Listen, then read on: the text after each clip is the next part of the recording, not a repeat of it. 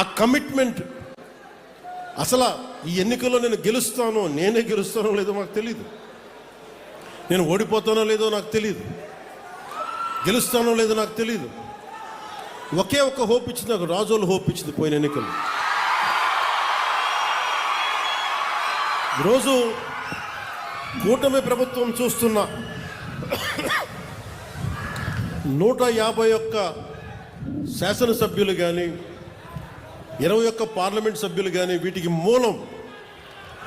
వీటికి మూలాధారం, వీటికి అంకురార్పణ రాజోల్లో పడింది 2019. ఒక చిన్న దీపం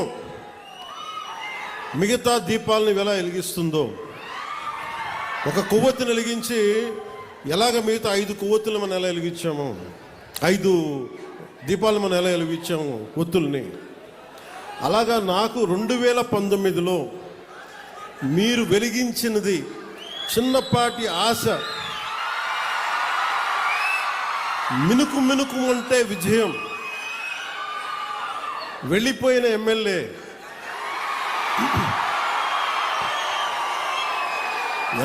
వెళ్ళిపోయినా ప్రజలు వెళ్ళా, నా అన్నదమ్ములు వెళ్ళా, నా మాడపడుచులు వెళ్ళా, మా అక్క చెల్లెలు వెళ్ళా, మమ్మల్ని నిరంతరం చిరంజీవిగా ఉండని ఆశీర్వదించే పెద్దల వదలనా. మీరు ఇచ్చిన ఆ చిన్నపాటి ఆశ ఈ రోజున కూటమి ప్రభుత్వానికి ఎంత బలమైందంటే, అది నాకు బలమైంది, నేను కూటమికి బలమైంది. అది మీరు ఇచ్చింది. అందుకు నాకు ప్రత్యేకించి బాధ్యత ఉంది. నాకు రాజోలకి ఇందాక మన సోదరులు హరీష్ గారు చెప్పినట్టుగా, నేను గెలవటం పిఠాపురం నుంచి పోటీ చేశాను, గెలిచాను, కానీ రాజోలు నేను గుండెల్లో పెట్టుకుని నియోజకవర్గం. అందుకే పరమశివుడి ఆశీస్సులతోటి ఆలయాన్ని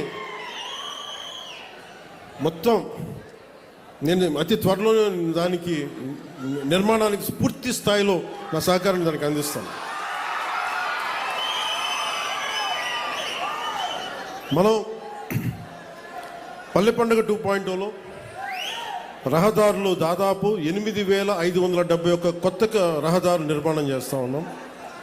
5,838 కోట్లతోటి 8,571 కిలోమీటర్లని కొత్త రహదారుల నిర్మాణం.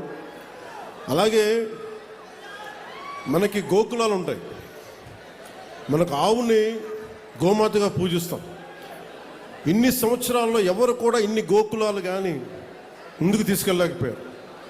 అలాంటిది మనం మన కూటమి ప్రభుత్వం వచ్చాక ఇప్పుడు దీంట్లో 375 కోట్ల రూపాయల వ్యయంతో 25,000 కొత్త మినీ గోకులాలు, 16 కోట్ల అంచనాతోటి 157 కమ్యూనిటీ గోకులాలని మనం ఏర్పాటు చేయబోతా ఉన్నాం. అలాగే 4 కోట్లు ఖర్చుతో 58 కిలోమీటర్ల మ్యాజిక్ డ్రైన్స్ని నిర్మాణం చేయబోతా ఉన్నాం. పంచాయతీ పరిధిలో 486 కోట్ల